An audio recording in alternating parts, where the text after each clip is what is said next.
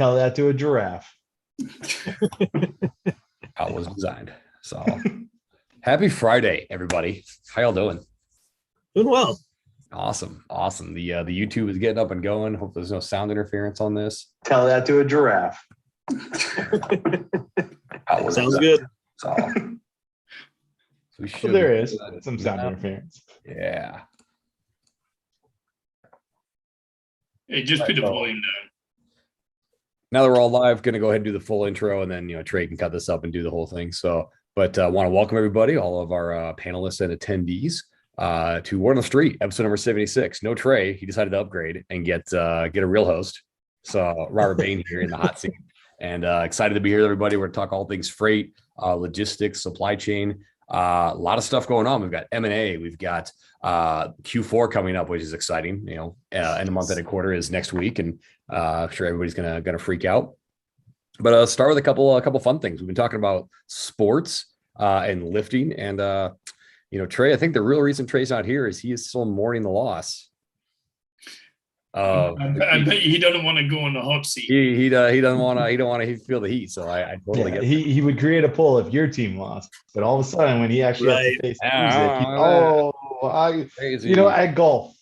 Yeah, sure. So then if the U.S. Ryder Cup team doesn't do well this weekend, then what's he gonna do? Who's he gonna have somebody else host or what? So Europe is strong this year, so Europe is gonna get in the Ryder Cup this year. Yeah, I mean it is what it is. It'd be that way. So what are you gonna do? But interesting. Like the Chiefs game and the Ravens game was close. Any big surprises for anybody else over the weekend as far as the gridiron football? Just to differentiate for you, Nick. I mean, there were a few surprises out there. I mean, no, it's not a surprise, but the Giants' ability to find a new way to lose every game, like they're so creative. I guess that's the positive spin on it. Their creativity never ceases. Like, let's miss a chip shot wide right. Yeah. And I don't know. That's surprising a little bit. Did anyone see where the lace is out? That's always a thing to consider. Where the lace is out. I watched a replay of it yesterday, and I mean, it looked like a good hold, a good snap, and everything. I think he just pushed it. I for those who are watching, don't get that reference, then shame on you. But yeah, it's interesting watching both New York teams. Like, they just find ways to lose. Like, they find ways to be mediocre, and that's sucks for New York. What are you gonna do? Well, I'm a BYU grad, and so it was a little bit painful last week to watch Zach Wilson throw more completions to the opposite team than to his own teammates. But yeah, there's going to be a learning curve there for sure. That was hilarious. I was watching it with a Jets fan, and he's like, "You gotta be kidding me! How?" Like, I was cracking. I felt bad at the end. I'm like, tough to do as a rookie quarterback to go against a Belichick defense. I mean, he's just going to eat you, but he's going to do the same thing this weekend to Jameis Winston. He's going to kill Jameis Winston this weekend because that's what Winston does. He throws interceptions. Bill Belichick is going to eat him up this weekend. So I was a little bit surprised last week that the Saints lost so badly after beating up on the Packers the first weekend. Yeah, I was looking at that. That didn't feel too good. So anyway, what are you gonna do? Meshach, Diane, how y'all doing? Good morning. Good afternoon. Actually, yeah, and good night. Whatever it is. I don't know what it is anymore. Time. I feel the same. I don't know. I mean, can you guys hear me? Oh yeah, hear you awesome. Cool. All right. I haven't been here for so long. I've never seen Diana out of her house. That's right. Y'all gonna hear me chewing now because I'm eating lunch. But and you've like the other thing is we've not heard her scream in a while either. Like the kids are not there, so it's brilliant. It's crazy. You don't see you don't take the twins to work with you in the background or nothing like that. Oh my God, twins! First of all, no, excuse me, sir, no twins here. Okay. They just all look the same. It looks like you got some serious fancy nails going on today there. I do. Yeah, I have. They're like Halloween nails. Already season. You know what? It's always spooky season here. Always. Okay. Well, I mean, in freight, it is always spooky season. There's always some. Yeah. There's always some shit going on. kudos to you, Robert. You're much quicker, like having somebody join as a panelist than Trey. So let me call him out really quick. Well, I mean, I had to say it from the beginning, like Trey needed to upgrade. He's sitting here sulking as the Chiefs have lost. And so, he just upgraded to a better host. And, There you go. long time hosting skills. I've been running podcasts and been on TV enough times that it's no big deal. I don't get scared under the spotlight like Trey does. I think Trey has some pretty serious attention deficit disorder because we had a call yesterday, Trey and I did, with the owner of my company. We're talking about some sales things, and he was late to that meeting. I had to send him a email saying, "Hey brother, are we still getting on this meeting?" He's like, "Oh crap, yeah." So, we're just sitting here ripping on Trey. He can't defend himself. That's not cool. So let's talk some freight. Let's talk some logistics, y'all. I mean, listen, I'll rip on Trey and we'll have some fun throughout the whole thing, but a couple big headlines this week. We've got P44 acquiring Convey, which is huge. I think that's a really big one. And I've talked about this on a couple other podcasts, either ones I've been a host of or been a guest of, and I'd love to get the team. Because I didn't do any polls because I'm just not corny like that. Do we think there's more big M&A coming this year? And if so, what are people's thoughts? Who is it going to be on the asset side? Because we've really kind of seen that slow down a little bit. Is it going to be still 3PLs? What are folks thinking as far as the M&A sector? I'm thinking, yes, there will be more M&A. What it is, I mean, every time you think that you're seeing something that, okay, that's got to be the biggest one of the year. That's got to be the last one. That's got to be this. Wrong. Yeah, exactly. It just keeps coming and coming and coming. So, there's going to be something else. What is it going to be? One of the companies is going to be some tech company, and the other company is going to be either bigger and buy them or smaller, and the tech company is increasing the reach. I mean, that's what I see, at least. Yeah, it's crazy. Just the M&A money is just bonkers. Like, we barely even got out of the gate with Loadsure, and it's just kind of constantly getting hammered on. And then a colleague of mine is starting up a radar company, and they're just bonkers. They're going to go I've never seen companies grow as fast as that, And I think, one of the reasons for that is 2020 really shined a massive spotlight on the deficits in the supply chain. Like, it was known, especially for those that were in the manufacturing sector. But I think just for the general public, that stress on the supply chain was very much spotlighted. One of the things we didn't even talk about was Transfix getting, a huge valuation with this SPAC deal that they got earlier this week. Basically $1 billion valuation, which I thought was interesting. That wasn't fastest growing, or fastest get to $1 billion or something. They got the $1 billion valuation. I don't know if they were doing $1 billion in revenue. I believe Arrive was a couple weeks ago was one of the fastest to $1 billion. Which is huge. And then Emerge also just announced a Series B funding, I think yesterday. So tons of money coming in. So not just M&A, but tons of money coming into the sector. And I don't think we're going to see that slow down, because folks are now realizing that it's going to be a challenge to fill a lot of these roles. And so you're going to have to find a lot of automation, and a lot of these tech companies are going to try to step in, get a lot of smart people that if they have the resources, they can make a lot of cool stuff happen. So it's really, really an exciting time to be around logistics. I've got this question, right, to everyone. Do you think that's the reason why with the tech and everything stepping in right now is because the freight industry was just so far behind in relation to tech?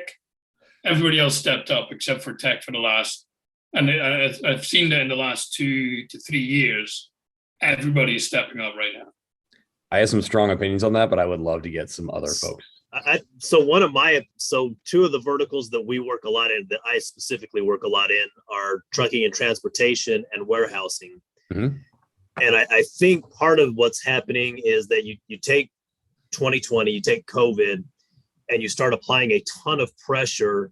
And anytime you apply a ton of pressure, weaknesses in the system are going to start to stress out too quickly. You're going to find weaknesses really quickly when you start applying all that pressure. So I think that's part of it. So you have all these companies that have operational deficiencies, they've got poor management, and when you start applying that stress, that starts to show up really quickly. And so they either go under or somebody else buys them.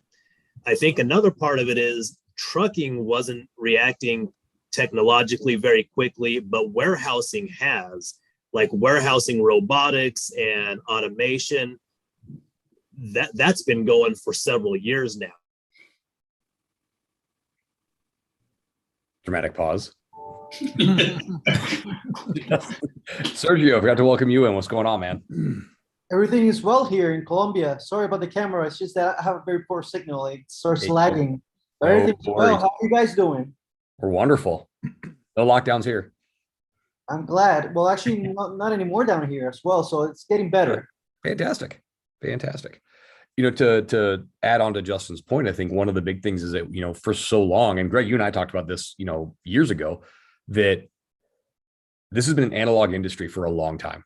It truly has been. At the end of the day, you've got people jumping behind the wheel using a piece of paper to decide how much longer they can work that day. We've been very, very analog for so long. And as that digital push has really kind of started to come through, there's been resistance all the way down to the seat level. Think about this. When e-logs became a thing, how hard did so many drivers resist that? It was massive.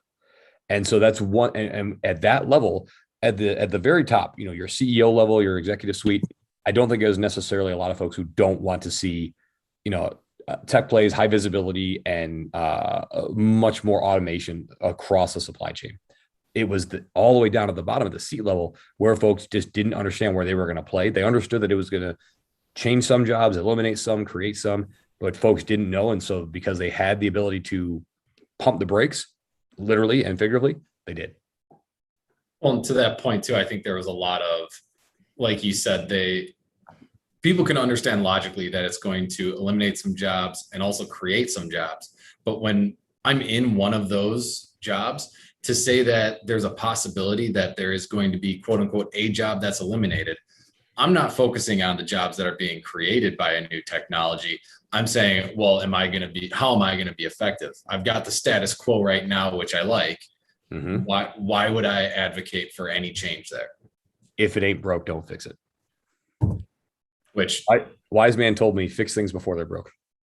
Yeah. Disruption always has lots of opportunity, right? You know, I'm not sure if I'm going sideways in what you're saying, Greg, but, you know, like, for instance, a lot of people think that like InsurTech, like automated insurance, is actually going to put a whole bunch of people out of business, but it's actually kind of the opposite. Like you know, insurance is a people-driven business. I mean, what is insurance but a group of people coming together, securing their future? And so, like, if the tools are more automated, like LoadSure is a very specific subset of insurance called like low complexity, you know, volume insurance. And it's not really well served because you get a call and I just want to insure this one, you know, load. And that's a lot of times pretty hard to do. It just takes a little while to figure out.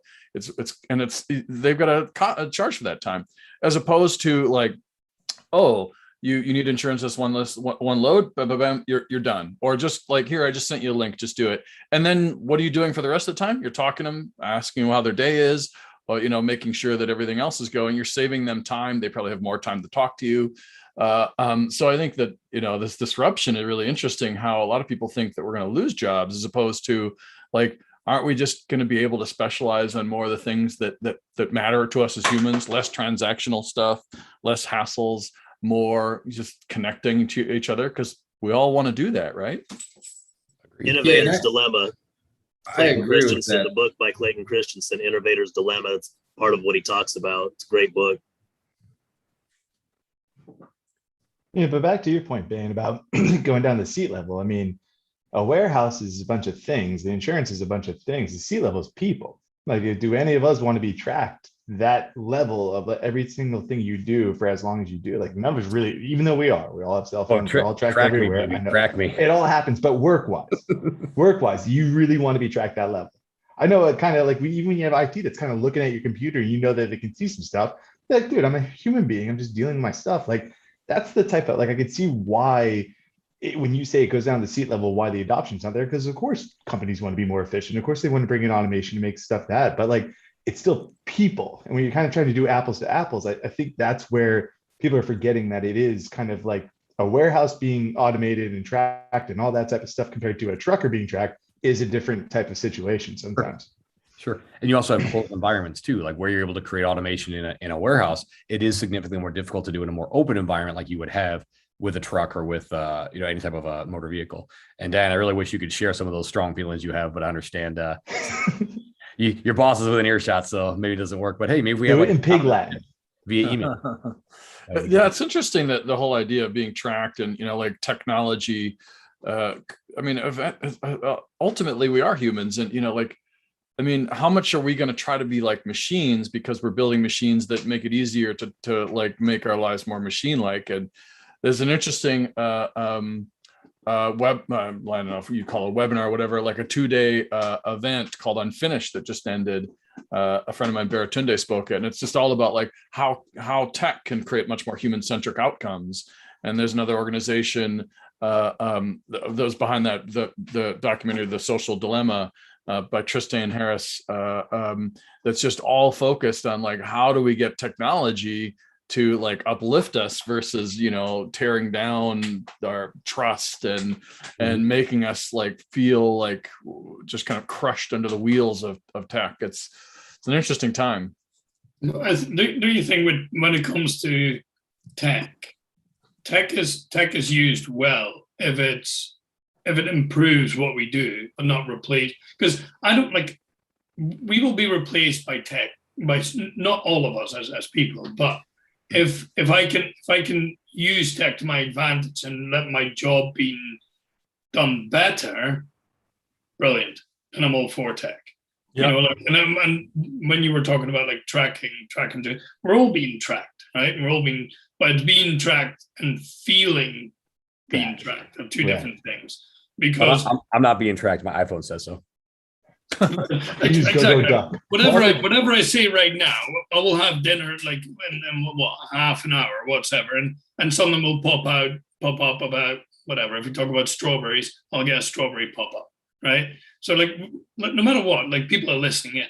But as long as I don't feel like Big Brother is watching me day in, day out, then I think that's the biggest thing for me. And don't get me wrong, I'm offended you assumed it was Big Brother. It could be Big Sister too. So wow. Big they, Jack. The way that I see it, essentially, Nick, is just like, if we really understand the problem and we really understand what the outcomes could be or should be, then tech is great. But a lot of the things that we're having a problem today is we don't really understand what the problem is. Like with the media being so like they are the dog being wagged by the tail. All these algorithms that are super basic that are the algorithms that all like these social media companies are running by, and the way that people are running ads are really simplified, and they don't take into account like a lot of what we're dealing with as a human race. And so the more that we can understand ourselves, the more that tech can actually be helpful to us. And a lot of our biggest problems really show that we just don't really know each other that well, don't know ourselves that well.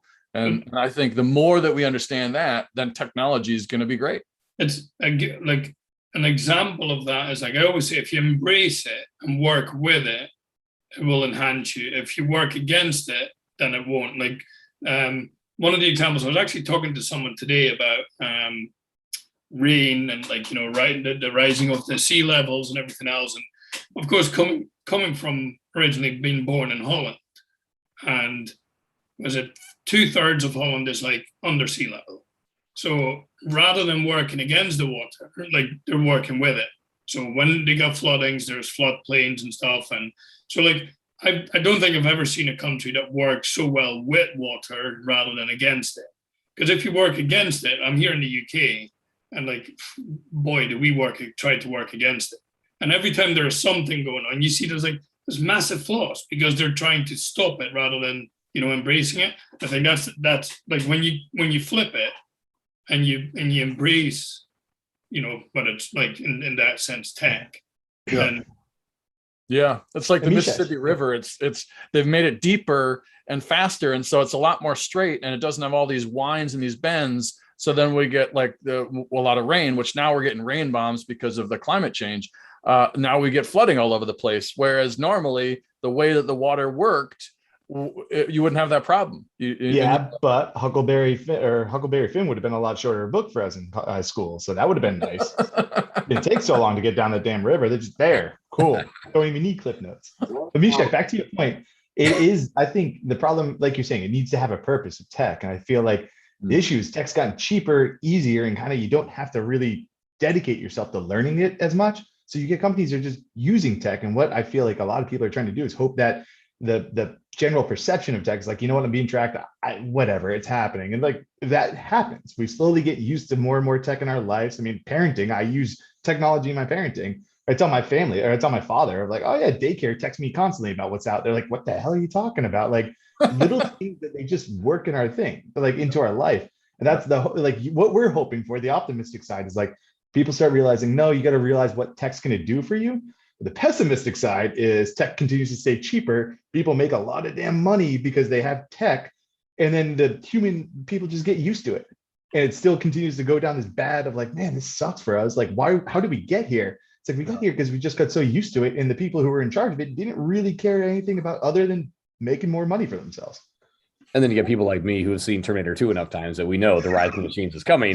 So we don't want to deal with that. Yeah. So. Well, it's also reductionist too. You know, like everything can be reduced to an atomic level. Every problem, we're just going to reduce it. Whereas the biggest challenges we have today, disease, so, you know, like basically our interconnected economic, social and economic system, they're really, really complex, holistic problems that we've reached the end of reductionist, and we got to like balance that now with more holistic perspectives. And of course, the way that we feel, the way that we think, the way that we look in the world, not reductionist. We're seeing the limits of that, and I think that that's as a people, that's really hard to live with that kind of these big sets that we can't just say it is this or it is this, and we have to kind of. Religion obviously always had an answer for that, because it looks big, and you can live with this shades of gray and this uncertainty, and have just faith in the human system, the human condition, I should say.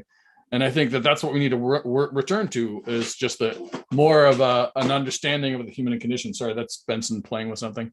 Hope it's not too loud. And this more holistic perspective. We went from M&A to now we're talking about the human experience and religion. That's wonderful. I love how we go down these paths. Pulling us back a little bit more towards the logistics side of things. I know we talked about, you know, with how tech is playing in, and this kind of is in that same vein.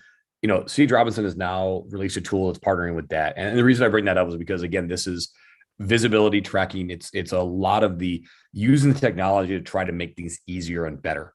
Do we think this is it's a good move? Is it fair? Is it not fair? Is it something that maybe they should shy away from? Because that's got, you know, its own little, I would say it has its own issues. You know, what do folks think about this partnership with that and CH? Silence there. And Mike. Time will tell. I mean, is it going to start skewing? From my perspective, I have to believe that there are safeguards in place that keep anything underhanded from happening. Because if I don't, then I'm going to go down a spiral and become very skeptical. And, you know, the sky is falling. Put my tinfoil hat on. The sky is falling. So I have to believe that they have that, and that everything's on the up and up. And, you know, whether it's fair or not, it's happening. So, you know, we can do the best we can with what we have available to us and move forward. Anybody else? Any strong opinions or no opinions? Like, dude, you know, I think Greg makes a great point about time will tell. Time will always tell when it comes to any partnership. I think we're also going to see that on the M&A side too. Some of these mergers and acquisitions, time will tell if it was a wise investment or not. But I do think we will see more of these partnerships, because it's almost like, if you don't, you're fall behind. That's almost because we've seen so many mergers recently that if you're not playing ball with that, if you're not trying to seek a merger, if you're trying to seek like a partner in that sense, from tech to like, you know, logistics company, like I think at some point, like it's those are the big guys that are gonna just merge the two together, and they're fighting out in a different league. And then, of course, we still have the smaller guys below that, and we always need them. But you will see more mergers forming, for sure. I agree. More mergers, more partnerships. There's going to be a lot more of that because at the end of the day, what are you doing? You're sharing data. That's to me is the biggest call out when it comes to the Robinson and DAP partnership is you've got both sides. The data hygiene be damned. Both sides have a ton of data they're able to share and pull together and start to create a much more robust picture of the true cost of freight moving to and fro. Not saying it's going to be the holy grail, but it does provide a lot more transparency to that, which I think is overall a positive because there's still plenty of folks that we'll say are a little less than honest when it comes to, especially right now in this market, when it comes to what it takes to move freight around. So those are really kind of the big topics, but I really wanted to see, what are folks seeing now? Because we've got a week-ish, a little less than that until Q4 of 2021. This year has flown by. Time has had no meaning since March of 2020. We know that. What are some of the things that folks are thinking about? What are going into Q4 and then 2022? What's the outlook? What are we talking about? I mean, most folks should be already kind of in those beginning planning stages. They're already not into them. What are we saying? I think what you see here, and I don't know, like certain things that are the same here as over in the US, but when it comes to the UK, I think it's at the moment it's literally survival, right? Because like certain things that are in the news day in day out are the rising fuel costs. Still, we've got a lack of drivers. The lack of drivers here in the UK, I think, is a slight different reason. Well, I'm not 100% sure, but here, the age is you can start quite early, like driving wise. I don't think like in the US it's 21, isn't it, before you can properly get your test done. So it's here that's fine. And the only thing is because of the salaries and everything else, they're so low that the industry is just not good enough into getting new talent or the newer generation to come into it. Mm-hmm. And I think from that point of view as well, like when we're going into Q4, things keep on rising. We will see a lot of companies going down under, even Q4, even Q1, because of just certain companies just can't keep up with the rising prices or the shortages. So I think that's the biggest thing that everybody, it's like holding your breath underwater. That's what you see here right now. So glass is definitely half empty in Nick's mind. So what else? What are other folks thinking? What are the plans? What are we going to see in Q4 and what's 2022 look like? I mean, I think Q4 is going to be busy. It's the traditional, peak season. I don't know that we'll get that traditional peak because, at some point there's only so much freight that can be moved, right? And we've seen that so far, right? The rates kind of reflect that. As far as 2022, I think at the end of 2020, everybody was kind of thinking like, okay, January 1 will roll around, we'll all yell Jumanji and hey, everything will be fine. And what we found happened was that maybe things got a little bit different, but I don't see it dramatically changing as we get into 2022, especially now that we've had with some of the pandemic, it was, we thought we were out the other side for maybe a couple of months there and everything looked like it was going back. And then, whatever you want to say caused it, if it was Delta, if it was just people kind of getting a little bit squirrely again, we took a step backwards almost. Well, now I don't think we're going to be so quick to say, hey, here we go, pandemic's over and move on. It's going to be much more about, okay, how do we meter things back to being as productive as possible? And with, getting specific to the supply chain, until we see the number of vessels out at sea that are just, in the harbor sitting there, get back to, and I'm going to say something like what sounds like a ridiculous number now, but back to like 4 or 5 instead of 70 or 80, right? Like we're not going to see a dramatic change to the supply chain. So I've got this question, right, Craig, like on that, like because of I think COVID has started this, but I think more and more people now, like as a consumer, they're just going to keep on, some go back to the way they used to do, but like more and more like online shopping, e-commerce is getting bigger and bigger. So in that sense, we're not going to slow down. Sorry, Sergio? So sorry, I was here at my house. Sorry about that. So No worries. So, like in that sense, like I don't think we're gonna see the consumer dealing with all this like slow down. So we're now catching up of how things are done. And well, yes, ports won't get as digested as they are right now, but we will still see, the busyness of because of like the new ways we're doing things. So my thing is then the kind of question, and I don't know the answer to that. Do we have too little ports? Are our ports too small to actually keep up with all the demand that's coming? Yes. And then is the driver pool too small to continue the movement through those ports? It's why are not these- just sorry, but it's not just that the ports are too small. It's also that there's the ability to quickly transition the containers to the chat if there's enough chassis or if the chassis aren't good enough. I mean, there's so many pieces in there that need to be addressed. It's not just one item that, hey, if we can expand the size of these, ports, or if there are so many pieces in there that need to be addressed before we'll be able to get that number to start reducing, for the ships at anchor or just floating. Before we can reduce that number, there's a lot of things that have to hit.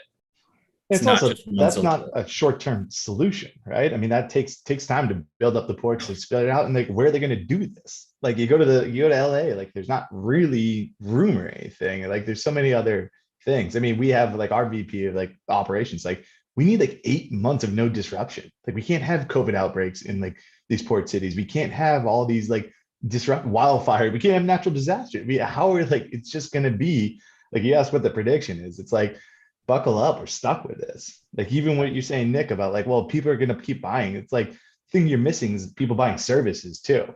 Like, everyone didn't want to travel because they're still kind of like, I don't know, like, what should I be doing and stuff like that. And that's kind of where you're looking for the thing. You look at the PMI, you're like, it's still an expandatory. Like the worst is that it could be worse. Like, the production manufacturing could have like got all their stuff and it could be trying to be shipping right now. Like, how would you be able to move this stuff? I think one of the things that's going to help a ton when it comes to, the port situation. And again, just talking through all this, because it's, as you said, Greg, it's so many moving parts. We have Chinese New Year coming up at the end of the year, so that helps. There's nothing coming in. So you have some time to move stuff out. And generally speaking, manufacturing in the US is down during the first quarter. So again, you have time, you have some additional resources. The differences are going to be what I think comes down to is how much of the panic porn is still all over our news feeds. That's really what we've been seeing for the last 2 years, right? It's panic porn. It's whatever. First it was COVID, then it was outbreaks, then it was masks, then it was murder hornets, then it was forest fires. I mean, Australia was on fire for 3 months last year and no one cares anymore. And now they have stormtroopers going all over their cities and still no one cares. So it's just what is the panic porn cycle going to be going on? And if that is tapered, then, do we still have the free flow of everything? Our panic one here right now is I took a picture of it when I was actually doing shopping in the newspapers. We've got a shortage of fuel now because we can't get the trucks to the fuel stations. Oh, So- start getting your plastic bags. If Florida's taught me anything, that's a really reliable way to move it along. I'm from there, so I can say that joke. No Florida trigger. man. Can't cancel me. I'm a Florida man.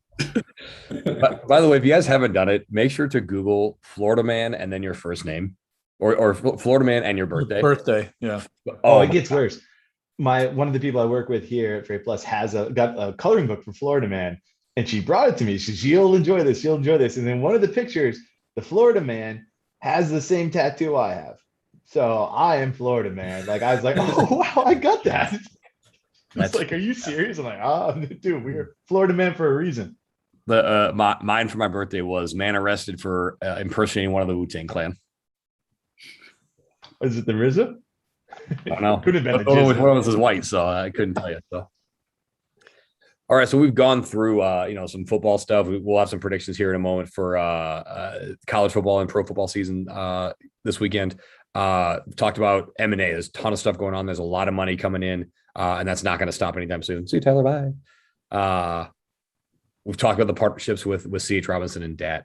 What are people thinking as far as football this weekend? There's a lot of big games going on. What do we think? Florida State's gonna lose again. Yeah, Yay. that ain't wrong. We got no damn shot. But I'm excited. Like, I think college football is kind of fun right now. Alabama doesn't look invincible. So like, it's Yeah, kind of like, okay, what could happen? There's some non-power five schools that are actually looking strong. We got Cincinnati, got BYU, both looking good. So it's kind of exciting. No one Of course, else. the Bears. And since I'm we're gonna keep quiet. I'm a Bears fan. We got nothing. yeah, I mean, who'd you guys beat last? You guys actually did win last week, right? We beat the Bengals. Okay. Justin Fields is on the field, and yeah, that's about the best we got going for us. I called this. Who are you playing on Sunday? Pardon? Who are you playing on Sunday? Is it Cleveland? They play Cleveland, yeah. Yeah. So I called this with Fields that he was going to be on the field starting by week 5, and he'll be out of the league in 2 years. You really think so? Who's Yep. in it longer, Wilson or Fields? Field or Wilson. I don't know. Pick City over there. The Bears do not care about winning. Period. Full stop. And someone wants to screen record that, put it on tag the Chicago Bears. The Houses and the Bears do not give a shit about winning. Oh, They that's why care Cutler about was perfect. Tough maximizing. to argue. They care about maximizing their ROI on that stupid orange and blue sea. That's it. It's tough to argue. Stuck in 1985, baby. That's Yeah. what. So normally I would go through like, this week in pictures, but no one sent me any pictures. So I can go through my own, but I don't think that's very fun. So we don't really have any pictures to go through unless someone wants to send them to me like right now via the LinkedIn's. We can put some together. Well, let's have some, I'm not gonna put a poll together. Let's have some guesses. Where in the logistics world is Chris Jolly? Because I'll tell you where he's not. Here. That fucker said he would always support me. My first time hosting it. Where is he at? Is he hosting anything? That there's a possibility that, I mean, who knows who wants to have Chris Jolly host their stuff, but any other suggestions or thoughts on where Chris Jolly might be in the logistics world? Hanging with Trey. Oh, so on the golf course. Got it. Okay. Yeah. Does Johnny play golf? No idea.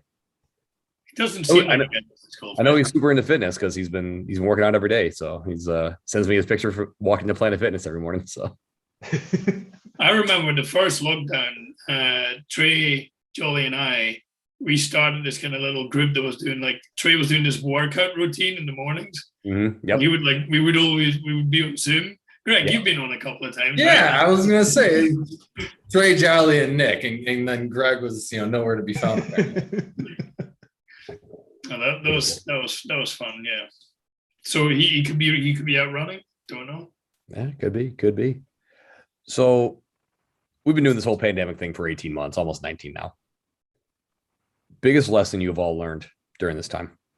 Professional, personal, whatever it wants to be. I'm filling a little time here because we got about 18 minutes, but I think it's an important thing to reflect on that is that it's not all like I have fun with it a lot.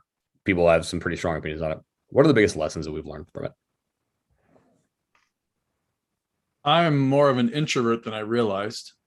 Okay. Realized that was a surprise. How so? Like elaborate on that a little bit.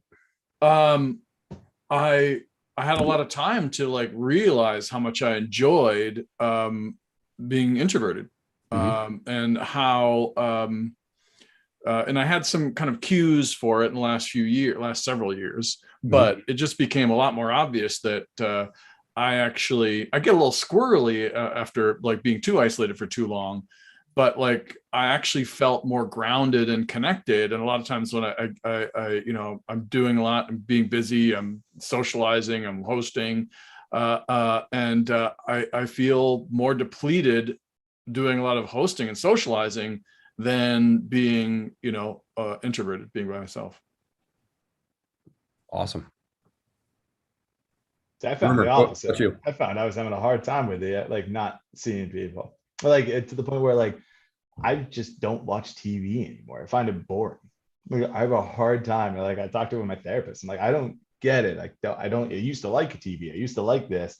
She's like, well, yeah, no, duh. You stop doing I can't go to the gym. I have a kid, so I stay at home. I have to work out in my basement, which is super fun. So I kind of missed that Listen, man, I got a 70-pound kettlebell. I have to program my own crap and make sure I'm not Yikes. hurting myself, Payne. Like Yikes. I can't be you beefcake and anywhere I want. You can. I run with my dog, but like That's I fine. literally have like I used to have the gym. I used to have these connections like post work that I got to get extrovertedness out. And I'm like, oh man, I don't have that. And I'm like, but I'll get home and it just kind of like put the kid to bed and I'm just sitting around. I'm like, this kind of sucks. I'm like, they're like, yeah, no crap, you're an extrovert. You like being around people. I'm like, Sure. I realized like, all right, I got to figure this out a lot more. Because I was just like, maybe I'm getting older and I hate TV now, but I'm like, no, I just don't have the attention. Get off my My lawn. lawn. Yes. Oh, I've almost done that a couple of times in my neighbor. They like park on my. I'm like, yo. Oh, My wife's like, you gotta calm down. It's not worth the I've fun. 100% done it. 100%. Get off my lawn. Other lessons learned. Again, it could be personal, professional. I think it's important. It's an important thing to reflect because, at this point, depending on who you listen to, we're not out of it yet and we still got a while to go, or, maybe we're seeing a light at the end of the tunnel, but other lessons learned during the pandemic. Yeah, You go, Greg. go on, Nick. For what it was for me, because I actually only started properly being in the industry just before the pandemic hit. Mhm. So I've only actually I've known the industry through my dad when I was younger. He used to be a backup driver, so that's the only way I know the industry. And the industry for me was okay. Like my dad drives to Spain once in a while. That's great. That's a free holiday. So that's how I knew it until then. Now, but the only way I've known the industry is actually through the pandemic. And everybody I'm in touch with right now, like for example, like you guys are, I don't know what time it is there, but like I've made such great connections that most likely I would have never made if it wasn't for the pandemic, because nobody would have been on freaking Zoom because we had a lot of shit to do. Yeah. So right now, like at the very start, because remember when Trey started, how many people were on that call sometimes? I'm like, it was like, I don't know, ridiculous, because 25, there was 30 people. Hey, exactly. So for me, like one thing I've learned is like how great this industry is. Oh, there we go. Talking about the devil. Ladies and gentlemen, Hello. Griggs, what is going on, my friend? Fresh off a round of golf. Yeah, I love it. No, no, I Don't wasn't watch playing the golf, video. everybody.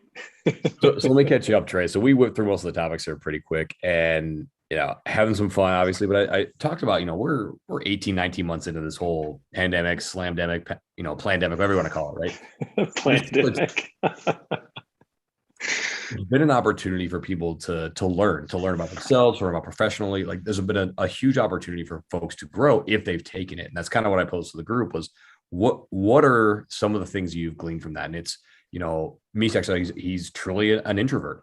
And, on the flip side, Kyle is truly an extrovert and misses that connection with people. And Nick's talking about, the connection of individuals in different industries and the industry simply because of like places like this and, arenas like this where you're able to connect with people here in the States and globally that are a part of this crazy supply chain industry. So just kind of catch you up really quick as far as where we're at. And then sorry Nick to interrupt you there. Oh, don't worry. Keep on going. No, that was us. I want to catch Trey up. I'm more of an introvert than I thought. Not total introvert. I'm definitely got my extroverted side. Oh, and by the way, we discussed the Chiefs losing. We did. Yeah. We thought that was the reason you didn't. That was brutal. Yeah. No. It was only week 2 though, and as a rookie running back, I'm sure he'll never do that again. He'll be carrying like this with 2 hands at the end of the game every game moving forward. Trey, let me ask you this: is it more painful when they lose, like literally on a point, or? I mean, I think it would be if it was a critical game. Like, I don't think that game's going to be critical moving forward. It wasn't a division game. It'll give them fire at the end of the year when they face the Ravens again in the playoffs, which they probably will, or there's a good chance. So, I'm not as concerned about it now. If it was later in the season and it was a more critical game, it probably would hurt a lot more. But I guess from my perspective, I've learned not to worry when Mahomes is our quarterback. As long as he's healthy, I feel like we got a shot at the end of the season, which is all we care about. And I see it more from a coaching perspective. Like, that guy was running the football with one hand with 30 seconds to go in the game. I guarantee he's never going to do that again. Eric Bieniemy, the offensive coordinator, who was a running back, I'm sure said, you'll never do that again, or you're not going to run the ball for us at the end of the game. You're like, that guy's going to have 2 hands on the ball and he's never going to let anybody touch it again moving forward in that same situation. So it's a great opportunity to learn. It's a good time to learn. Hopefully, at the end of the season, it'll come up big. I thought Bieniemy was talking to USC about the coaching job. What's he care about what's happening? In the Well, he might, but he's not going there until next year. He's not going to go there this year. So I think that's I a don't good think perspective, so. is that No, that's it is early in the season, and just as a reminder, everybody plays in September. Not everybody plays in February. Yeah, that's right. And it's funny because it was a kind of a game of first. Lamar Jackson's first victory against Patrick Mahomes in his career. Mahomes' first loss in September. He threw his first interception in September. Now, just think about that. It's his 4th year in the league, and he just now had his first loss in September. I think we can just relax and say, okay, it was due. He wasn't going to go undefeated in September's entire career. Yeah, Justin Fields about to get his first loss September this week. So. That's right. So you just got to put it in perspective. Got to put it in perspective. Can I answer that question about what we learned in the pandemic?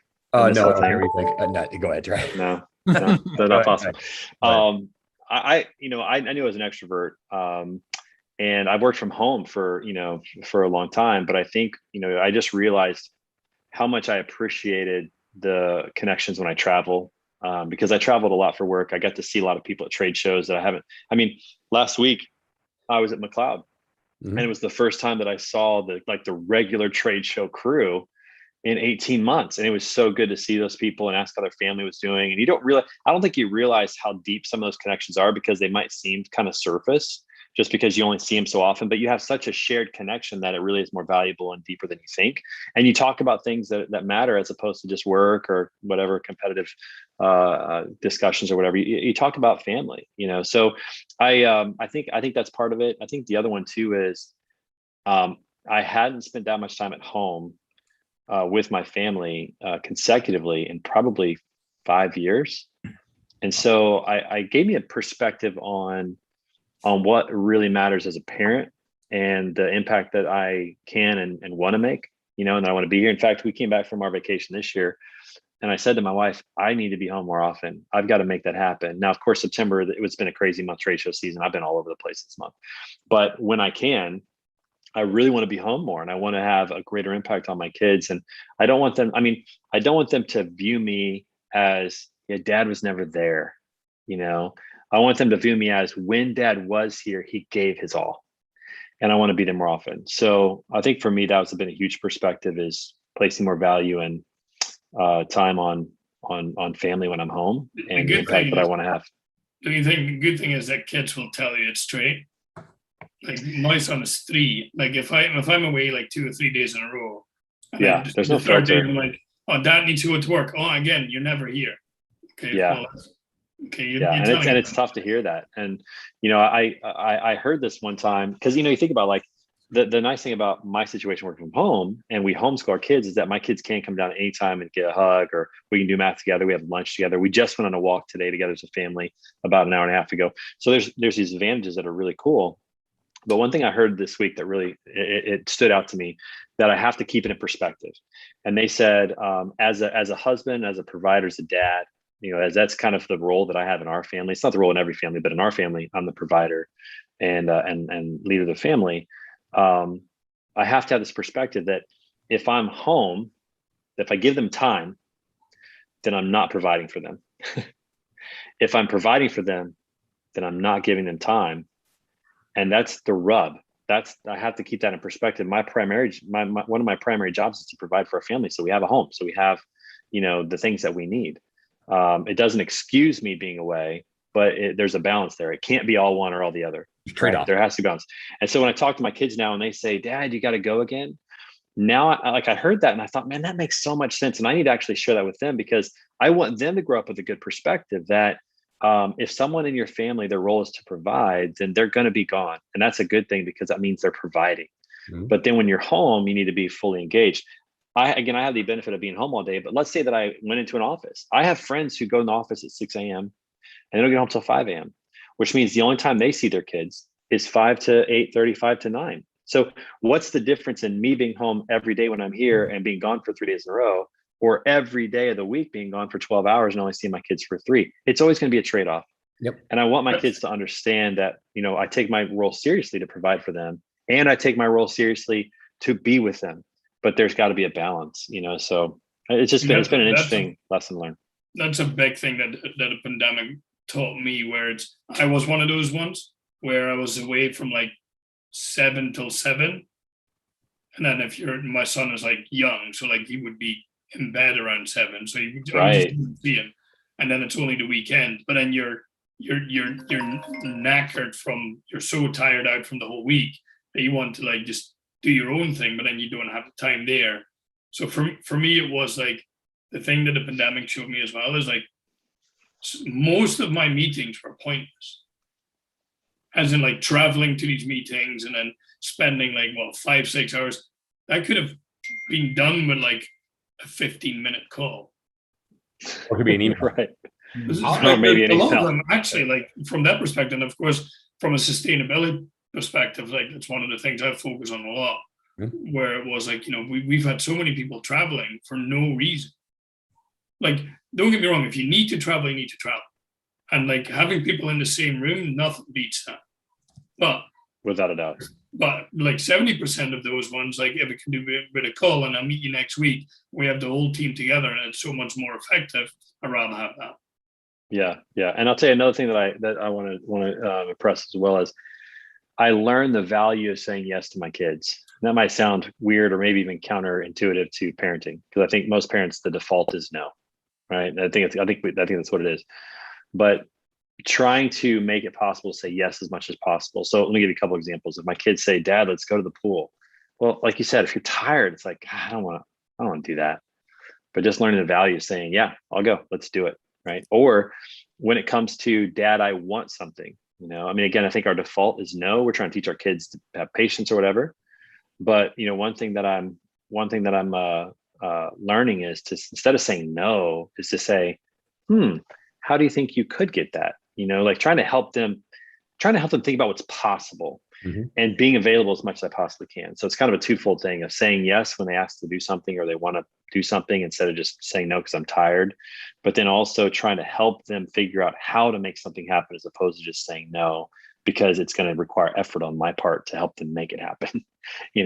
So I think that took that away as well as, and maybe it wasn't the pandemic, maybe it's just me growing up as a parent, but just learning the value of saying yes more often.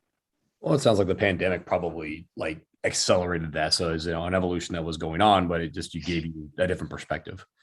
And I would say like for, me, I'll kind of wrap us up here. We got a couple minutes left, but, for me, it was, yes, a lot of things you guys already talked about, understanding like where I value my alone time, where I value and where I need my connection with others. Definitely, connecting with people in the industry, I think that's huge. Definitely that time with my family, that time with my children, that was all huge.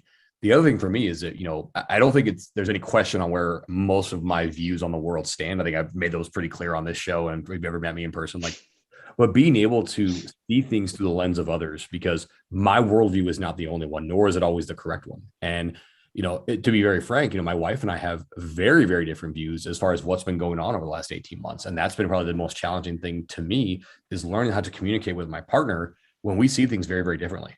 And we believe that the solution for these things is very, very different. And so we don't have the option of not working together. And so really focusing on that communication and being able to see things, I joke about it. Like, yes, of course I could see things your way if I stick my head that far in my butt, but, but also then being able to bring that, because that's how I deal with everything is with humor, being able to bring that in and being in a way that breaks down barriers versus building them back up. Because right now, what's really been going on across the world is even people's humor builds those barriers back up. And so being able to tear those down and be able to see things from the other's point of view and come up with the solution, in our case, the solutions that are going to fit our family, but then also the ones that are going to help allow us to kind of work within society as well, without necessarily being untrue to ourselves. Does that make sense? Yeah, it does. And I think it leads to this point of, the dangers of tribalism. I think naturally we all just want to be with people who are like us. I think that's the easy way to do it. And this pandemic the pandemic has kind of created these subsets of groups of people that are like the echo chambers have, I think, accelerated. It's shown me the value of seeking diverse opinions, which I've always kind of enjoyed. But it's really important now to put yourself in rooms where people do think differently than you. And I think, this has been a good opportunity to find out, like, there's probably some things that you found out about your wife and vice versa that maybe weren't as crystallized or as apparent that are now very apparent. Yep. And so it's good, because it helps you think like, well, why do I believe that? Why do I think that way? I think Meshach's been one of the best for me, because Meshach has the gift of presenting information and helping you question what you think, but not in a way to make you like feel shamed or bad about it, but to be critical, like think about like what, and I had a professor in college do this as well. She was more left leaning at the school that I went to, but she had this really cool way of saying, why do you think that healthcare is a free market product? Just a real simple question. It wasn't being critical, but it made me think about, well, why do I think that it's a free market product? And it led me to thinking, you know what? I don't think healthcare actually is a free market product, because if I get cancer, I don't have a choice. If I can choose what house I buy, I can choose if I have steak or hamburger or hot dog for dinner, I can make a choice. But if I get, leukemia, or if I get cancer or something else, I don't have a choice if I want to live. And that makes it not a free market product. And so it was really helpful because it helped me think about that and question like, okay, what do I think is really free market and makes sense from a capitalistic perspective? And what do I think is not, and why? And she could have easily have said, healthcare is not a free market. That's stupid. She could have made me feel really bad about that, but she didn't. And I think that's a gift that Meshach has, and Adam Robinson has, and several other people have. Kyle, you have that. We've had great discussions. You've questioned the way I think about certain things. Rob, obviously, with my non-tipping of pizza people, there's been these people that have been able to kind of challenge, me on things, and that's been so rich. And so I guess I've just really valued now making sure that when I'm in a room, I'm not in a room with people that think just like me. Yep. But I think that's really harmful. We've seen a lot of that. Being willing to be challenged, I think, is probably the greatest lesson I've learned from this whole process of the last 18 months. So but yeah, so hey, we're at time. Trey, thank you for the opportunity to host. It was a blast. Everybody, thanks for hosting, man. I hope everybody had a good time. Say it was a huge upgrade. So just as an FYI. Well, clearly at least I know my seat is on the line every time I bring in a guest host. I know every time. But no, I also I've said this before, Trey. I appreciate you bringing this together. This is something that's been going on now for well over a year, and I think it's going to continue for a long time. Keeps going. The Street Crew it's an awesome one. It's an exciting one to be a part of, and I just thank you for getting this started, because without it, I think there's a massive amount of connection that all of us miss out on, and I don't in any way discount that and what it's provided in my own personal life. So thank you, Trey. Well, appreciate that. Very kind of you to say. No, it's exciting. I don't know why it keeps going, but it keeps going. We'll keep doing it. So it's great. But thanks for so let us out, man. Like lead us out on this. We're done. Yeah, we're out. Deuces. See you guys. Have a good weekend. All right, everybody. Yeah. Good to see y'all. Trey, do you mind sticking for one?